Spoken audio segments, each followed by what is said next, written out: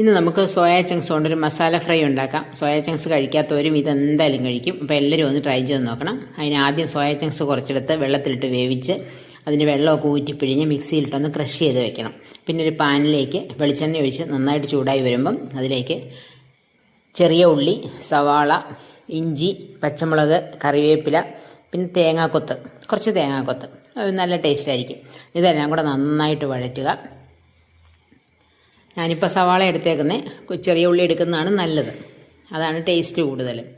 ഒരു പച്ചമുളകും, വേറെ എരിവ് ചേർക്കുന്നുണ്ട്, മുളക് ക്രഷ്ഡ് ചില്ലിയൊക്കെ ചേർക്കുന്നുണ്ട്, അതുകൊണ്ട് ഒരു പച്ചമുളക് മതി.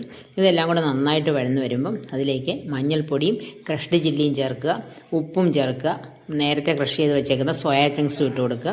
എന്നിട്ട് ഇത് വീണ്ടും നന്നായിട്ട് വഴറ്റുക. സോയ ചങ്ക്സ് വേവിച്ചതായതുകൊണ്ട് പിന്നെ ഇനി അധികം വേവാനൊന്നുമില്ല, ഇത് എല്ലാം കൂടെ ഒന്ന് മിക്സായി കെട്ടിയാൽ മതി. ഒരല്പം ഗരം മസാലപ്പൊടിയും ചേർക്കുക. ഇതെല്ലാം കൂടെ നന്നായിട്ട് ഒരു 2 മിനിറ്റോളം ചെറിയ തീയിൽ വെച്ചൊന്ന് ഇളക്കി കഴിഞ്ഞാൽ നമ്മുടെ masala fry, soya chunks masala റെഡിയായി കഴിഞ്ഞു. അപ്പോൾ എല്ലാവരും ഒന്ന് ട്രൈ ചെയ്ത് നോക്കണം, നല്ല ടേസ്റ്റിയാണ്. Thanks for watching.